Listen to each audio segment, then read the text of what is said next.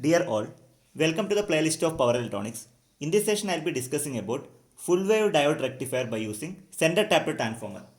You can observe the diagram of full wave power diode rectifier by using a center tapped transformer. You can see the center tapped transformer. This is the primary winding and this will be the secondary winding in the ratio of 1:2. Moreover, we are having the power diodes D1 and D2 and we are using a resistive load.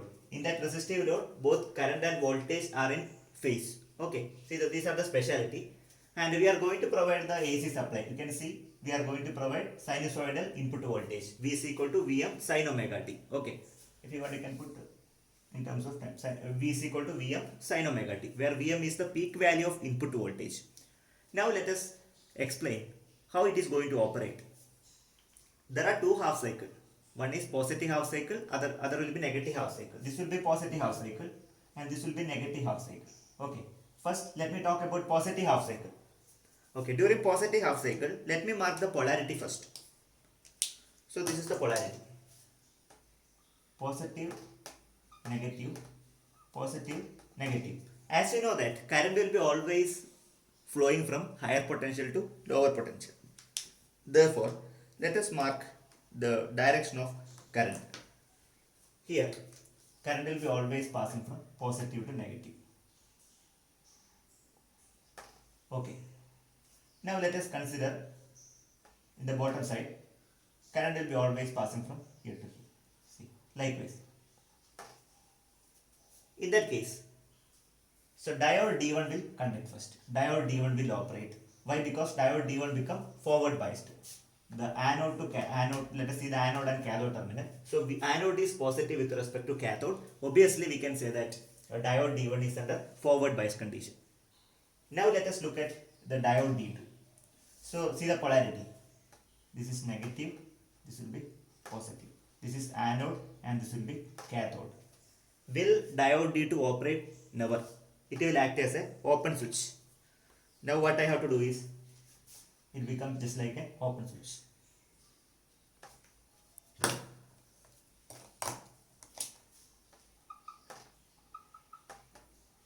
Okay. It will not operate. So I have to avoid the movement of current flow. There is no current will flow through the second segment. Okay. At this time, regarding the output voltage, so I will be getting the output voltage in this manner. Whatever the input we are going to provide, that will come across the output, so that diode D1 will operate. Okay, during the positive half cycle, I will be getting the DC output, but diode D2 will not be operated. Okay, no problem, you will be getting the output voltage. So this is the peak value. Let me mark it as Vm. Now I would like to discuss about during negative half cycle. Okay, during negative half cycle, what is going to happen? First of all, let us mark the polarity. During negative half cycle, polarity will be like this only. Negative, positive, negative, positive. Because we have already divided with the help of center tapped transformer. Now let us point out the direction of current. Direction of current will be always from positive to negative. So if the current flows like this, will diode D2 conduct? Obviously, diode D2 will operate. See, diode D2 will operate. Okay, but if I talk about diode D1, will it operate? See the direction of current. So current will be moving like this. So here what is going to happen? Anode is negative with respect to cathode. At that time, diode D1 will be under reverse bias condition. So diode D1 will not be operated. So what I have to do is, I need to maintain diode D1 as an open switch. So diode D1 will be acting as an open switch. That means high reverse voltage that will come across diode D1.